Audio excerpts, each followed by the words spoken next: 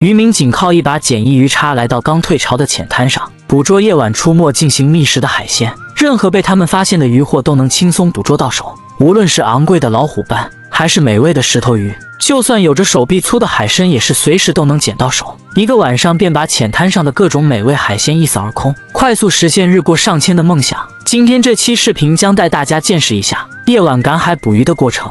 下午时分，海哥和海子两人一同前往海边赶海。海哥带了用于捕捉皮皮虾的工具，而海子却带了一根鱼竿用于钓鱼。他们各自分工，尽可能捕捉到更多的渔获。海子经过好几次抛竿钓鱼，终于有了收获，一条半米长的海狼被钓了起来。而海哥提前布置的陷阱也捕捉到了2只皮皮虾。这些就是下午捕获的所有海鲜，却还不够他们两人今晚的宵夜。白天确实不是赶海的好时机，只有晚上才能捕捉到尽可能多的渔获。随后两人在太阳刚下山的时候，便带着捕鱼工具再次出发，前往浅水区进行抓鱼摸虾。他们所带的手电筒、鱼叉和塑料桶是夜晚捕鱼的必备工具。刚走几步就已经到达一处浅滩，在强光的照射下，一条鲷鱼直接被海哥的鱼叉给予了致命一击。这便是今晚收获到的第一条海鲜。海哥继续快步行走在海水里，眼疾手快的他做到了即刻发现、即刻扔鱼叉的手速。任何在他的面前快速游过的海鲜都逃脱不了被打击的命运。尽管左手拿着强光灯，同时还拖着一只塑料桶，却一点也没有影响到海哥的发挥。而捡起一只巴掌大的梭子蟹，简直就是轻而易举的事情。只有吃货才懂得用姜葱猛火翻炒这只梭子蟹，才能够吃出正宗的味道。由于另一只螃蟹太小，还不够塞牙缝，海哥唯有大发慈悲，直接给放生了。然而水里的一只小乌贼就没那么幸运，在被鱼叉击中后，便马上释放出一口浓浓的墨汁，迷惑在场的两人。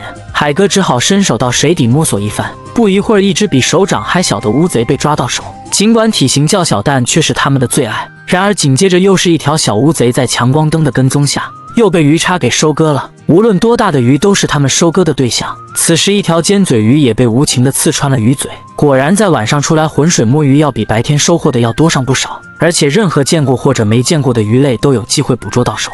强光灯射到的地方，又发现一条带纹身的海鳗正在到处乱逛，密集的海草让它难以快速逃跑，只能藏在以为能够给它带来安全感的草堆当中。结果鱼叉根本不会给它生存的机会。这可是今晚以来收获到的体型最大的海鲜，这条差不多1米的鳗鱼起码得有3斤重。然而这里的渔获实在是太多了，每走2步就能捕捉到不一样的海鲜，而且有着高命中率的海哥，每扔出鱼叉一次都能截获一条之前好货，已经到了百发百中的境界。此时一条石斑鱼看到如此恐怖的人类，直接连滚带爬跳出水面逃跑，但是逃跑的速度再快，也还是逃不过强光手电筒的快速追踪，最后被锋利的鱼叉了结了此生，又是好几百块钱的收获。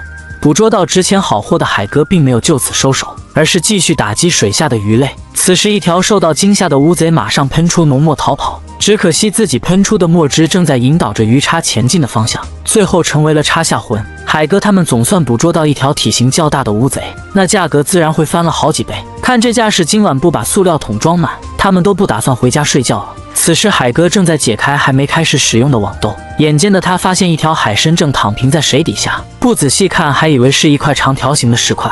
而拥有30年捕鱼经验的35岁海哥一眼便认出了这条值钱好货，在清洗过后便将其入袋为安。虽然他们都是捕鱼高手，但也会有失手的时候。藏在礁石洞中的海鲜在听到动静之后，从另一边快速跑开了。虽然躲得了初一，但躲不了失误。海哥一个快速转身，便又发现了他的逃跑方向，鱼叉也紧跟过去，毫不客气地直击其要害部位，将其固定在礁石上面，动弹不得。然而就算隐藏的万无一失，也会被海哥的鱼叉给直接锁定，最后将肉身留在了鱼叉上。接二连三的上货让海哥他们收获满满，在不到1个小时的时间里，便已经收获到了大半桶海鲜。刚把鱼放入桶中，紧跟着又一条海参马上被捡到手。最值钱的莫过于这种外表丑陋的海参，而且还是从水底下轻松捡起的那种，比起捡钱来的还要快。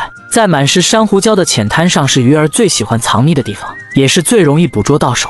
就在此时，又一条近在眼前，比起海哥手臂还要粗壮的海参被发现。这等重量比之前捡到的海参还要大上不少，马上让他们露出了满意的笑容。同时还有难以辨识的石头鱼，在海哥的火眼金睛下，马上露出了真身。要是一个不小心踩到他背上的毒刺，那种酸爽的感觉可以让海哥他们直接把肉身交代在这片浅滩上。外形看着虽然丑陋，但凡吃过石头鱼的人都认为它的味道简直就是人间美味。此刻躺平在沙滩上的海鲜，便是今晚捕捉到的所有渔获。2个小时的夜捕让他们获得了不少收入。好了，视频到这里就结束了，关注我，让世界更精彩。